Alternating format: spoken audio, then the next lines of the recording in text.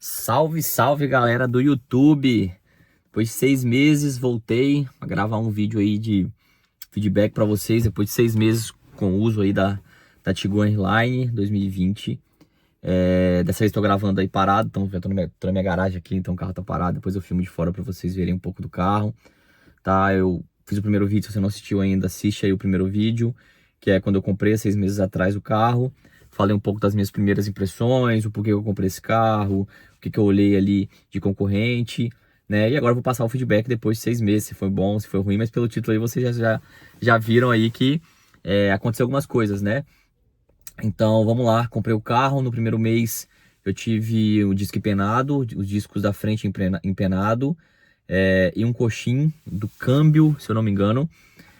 Mas aí tava na garantia, a loja que eu comprei custeou, então não tive nenhum gasto ali, tá? E são coisas que podem acontecer, né? Disco empena, acredito que empenou porque eu peguei chuva, né? Passei em poça de água, sei lá. Então isso pode acontecer, não é uma coisa putz, um problema nada a ver do carro, um problema crônico, não. Beleza. E aí começa as felicidades, né? No segundo mês não, terceiro mês do carro, eu comecei a ouvir um barulho, tá? Parecia que o carro tava solto, né? E só em baixa velocidade, eu tava dando ré, assim que eu dava ré ou que eu andava em baixa velocidade, virando o volante, o carro parecia que tinha uma coisa solta. Levei para olhar vários lugares, eu moro no interior, então isso dificulta muito aqui a encontrar alguém especializado, né? E isso comendo a garantia, né? O prazo é garantia de 90 dias da loja. Levei para levar, um falou que era bieleta, outro falou que era coxim, e aí coxinha de aquilo, coxinha disso, e ninguém me descobriu o problema, tá? Por último, já sem a garantia, levei ali em um lugar, e aí o cara me falou que isso era um problema do câmbio, da direção, tá? A direção precisava de um reparo, né? A direção funcionava normal, não ficava dura nem nada, mas ela precisava de um reparo. Esse barulho era um barulho da direção, tá? Por acaso achei alguém que fazia esse reparo. Lembrando que reparo nunca fica 100%, então esse é um ponto importante. Nunca vai ficar 100%, sempre mesmo, assim, sem barulho nenhum, tá? Você não ouve nada mais, tá? Mas aí fica uns 95%. Então fiz o reparo, gastei ali, então começou ali os gastos, né? Gastei ali R$ 1.500 para fazer o reparo, né? Sendo 1.100 do reparo, mais R$ 400 ali de mão de obra para tirar a direção, enfim. Então eu vou até somar aqui para a gente ir contabilizando quanto que eu gastei. Então, primeiro gasto com o carro foi R$ 1.500, tá? Sendo bem sincero, me desanimou um pouco, né? Porém, eu esperava valores até maiores, né, para um carro aqui desse porte. E a gente sabe que se eu trocar uma direção dessa daqui, eu vou gastar ali, se for comprar usada ali, 8, 10 mil reais. Então, talvez até um pouco menos, né? Comprar uma direção usada.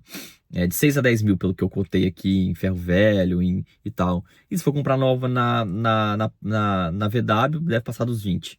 Então, né, fiz o reparo, vou usar o carro. Se tiver que fazer o reparo novamente, eu vou fazer o reparo, porque não compensa comprar uma direção usada, porque a direção não tá ruim, só tem um barulhinho ali em baixa velocidade, tá? Então, beleza, fiz o reparo, normal. E aí, passou 3 meses, 4 meses, 4 meses, né? 4 meses e pouquinho ali.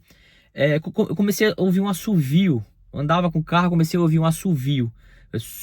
Assim, eu falei, bom, acho que agarrou alguma coisa no carro, né? E toquei viagem, né? E segui, o dia passando, dia após dia, viajei com o carro, normal.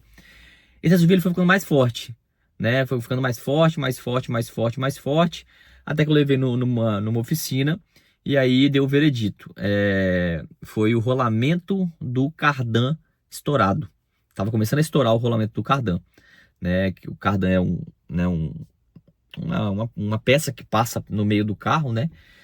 Que assim, pode ser que alguém tenha ali outra informação, não sou um especialista, mas aqui joga a tração para trás, né? O cardan, que só tem isso em carro 4x4.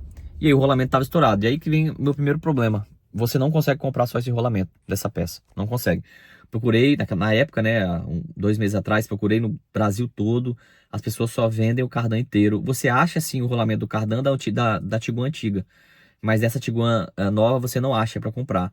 Que era uma peça que deveria custar ali 600, 700 reais, né, só o rolamento. Porque o da Tiguan antiga custa ali 400 a 500 e você acha fácil para comprar.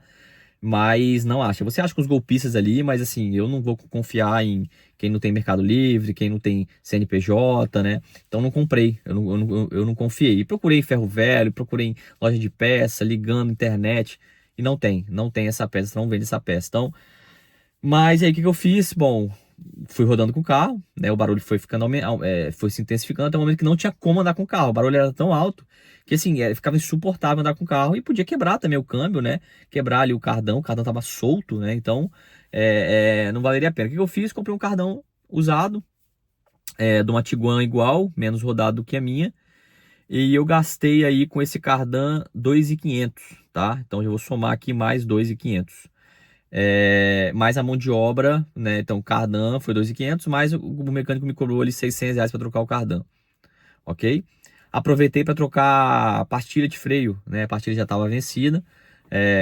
Troquei também pastilha de freio, mas eu não vou colocar revisão que eu fiz de 60 mil e nem essas peças de normais, né? Que eu troquei óleo e filtro e agora pastilha. Eu não vou colocar nessa conta que eu tô passando para vocês, porque isso aí todo carro tem que fazer. Então, assim, independente do carro que eu comprasse, são coisas que eu teria que fazer. Então, assim, eu acho que não entra na conta de, tipo assim, do valor que eu gastei, né? Isso aqui são coisas que aconteceram. Então, troquei o cardan, beleza. Agora, 2 semanas atrás, estava voltando de viagem de Belo Horizonte. Chegando em casa, faltava ali 40 km para chegar em casa. O carro começou a falhar, né? O painel virou uma árvore de Natal. O carro deu uma trepidada. Daí desliguei o carro, liguei novamente, os erros sumiram. E no que depois de 10 minutos andando de novo, o carro aconteceu. Eu chamei o guincho, né? E essa foi a primeira vez que um carro me deixou na mão. Então essa foi a primeira vez que eu tive ali um carro em cima de guincho, por exemplo. Nunca nenhum carro meu, eu tive mais de 7, 8 carros ali, eu tenho 30 anos, então tive 8 carros ali mais ou menos. E nenhum carro me deixou na mão de subir em guincho, tá? Às vezes fui no pneu, às vezes alguma coisinha ali, mas nada que precisasse de guincho. Então essa foi a primeira vez que eu tive que ir embora de guincho, tá? E é um puta chatice, assim, demora, era no domingo. Ainda bem que eu tava sozinho, tava sem família, então assim, foi menos pior. Mas ainda assim, há coisas que assim, pode acontecer, né? E aí eu tava com medo, né, de ser o crônico da mecatrônica. Graças a Deus era a bateria. A bateria deu pau, era uma bateria que já tava aí há 3 anos no carro. E todo mundo sabe que para quem tem carro com start-stop, carro com bastante coisa eletrônica, a bateria não dura mais que 3 anos, né? É muito difícil. Aí troquei a bateria, coloquei a bateria Moura e vida que segue. Mas ainda tô ouvindo um barulho no carro, tá? Eu acho que é bieleta, né? Tanto que a bieleta já tava meio ruim, ao lado esquerdo aqui. O mecânico já tinha me falado que eu teria que trocar a bieleta daqui a um tempo, mas a bieleta é mixaria, 300, 400 reais a gente troca. Então vou colocar aqui na conta mais a bateria, tá? Eu não vou colocar a bieleta ainda porque eu não troquei. Então em 6 meses eu gastei ali com coisas que eu não esperava com esse carro, R$ 5.400, tá? A gente tá falando aí de uma conta aí de, se a gente dividir isso por 6, vai dar ali R$ 900 por mês com manutenções que você não espera. Aí se eu pegar esses 5.400 e somar a revisão que eu fiz, que eu gastei R$ 900, troca óleo e filtro, tá? A revisão do câmbio, câmbio Haldex, mais 2.000. E que eu falei a última coisa aqui, que eu falei pastilha, né? Que eu gastei R$ 800 de pastilha, as 4 pastilhas. Então eu gastei aí em 6 meses total com R$ 9.100 nesse carro, tá? Basicamente dividido por 6, vai ser uma conta de R$ 1.500 por mês. O que me faz pensar realmente no que eu vou fazer agora, tá? Não era uma coisa que eu esperava gastar, principalmente o cardan, a direção aqui, porque bateria é uma coisa que você normal, dia a dia, carro acontece, bieleta, essas coisas de parte de suspensão também, mas são peças que normalmente não quebram, né? A direção e o cardan. A direção, eu vejo mais gente com problema. Eu tô nos grupos da Tiguan e mais gente tem esse problema com o carro, né? Mas o cardan é a primeira vez que eu vejo alguém com problema, tá? E o meu carro ele não foi usado para fazer trilha, ele não foi usado para cacete, não tem stage nenhum. A dona usava para dia a dia e viagem normal, né? Então o que acontece? São peças que quebram, o rolamento quebrou, não foi o cardão, o problema foi o rolamento. E aí você não acha o rolamento, você tem que trocar o cardão. E a direção, mais uma vez, tem que fazer o reparo, tira a direção. E aí o problema disso tudo não é nem só a questão do valor, é o tempo que o carro fica parado, né? Eu tive agora um neném recém-nascido E aí, putz, no meio do nascimento, tive que ficar ali uns 4, 5 dias sem carro para poder resolver a questão do cardan. Então, assim, não é só a questão do dinheiro, né? É questão também da, do tempo. E aí, assim, putz, a gente tá falando de uma conta aí que chegando em R$ 1.500 por mês, né? Nos primeiros 6 meses do carro, gastei ali R$ 9.100.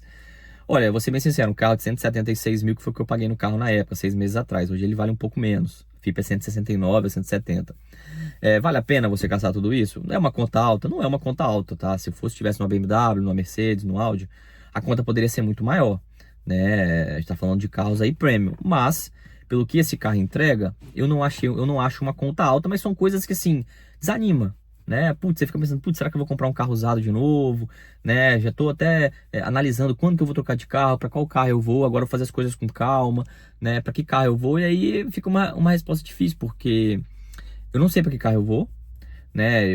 Putz, para mim, passa a sair desse carro aqui para ir para um Nivus, para ir para um carro né, com a categoria menos, fica difícil, né? Eu preciso de espaço, né? A minha família gosta muito do carro, eu gosto muito do carro, então fica difícil, né? O ideal seria eu ir para um carro ou igual, né, semelhante, ou um carro melhor. E aí eu olhei aí, tô olhando da GWM o Aval, olhei o BYD, o Song Plus, olhei Tigo, né? Mas ainda assim nenhum desses me anima, não me anima ir para um carro chinês, por mais que tenha garantia e tal, porque eu fico pensando muito na revenda, né? Pós-venda, porque é uma coisa que a gente tem que considerar, né? Eu tô falando aqui de um carro que quase 200 mil, né? Então assim, putz, vou tomar ali 60, 70, 80 mil reais em revenda, é difícil, já tive problema com revenda com o Compass, né? E aqui agora a gente tem esse problema, né? Ela teve esse problema. Mas assim, não me desanima, porque eu vou falar para vocês assim, o carro ele é espetacular pelo que ele entrega, né? Dirigibilidade, viajei com ele para Minas, né? Onde dava para andar, não teve nenhum carro que me acompanhe, assim, Ranger, HR-V, nenhum. E olha que eu não sou de pisar, mas assim, onde dava para pisar mesmo, reta, pista triplicada, né? Eu pisei mesmo para poder sentir o carro. E não tem nada assim, não tem. É um carro que ele entrega muita performance e você pode botar ali 7 pessoas aqui dentro e eu viro um carro mansinho de família de dia a dia. Então, vale muito a pena ainda o carro, na minha opinião. E agora tem a bruxa, né, que é a mecatrônica.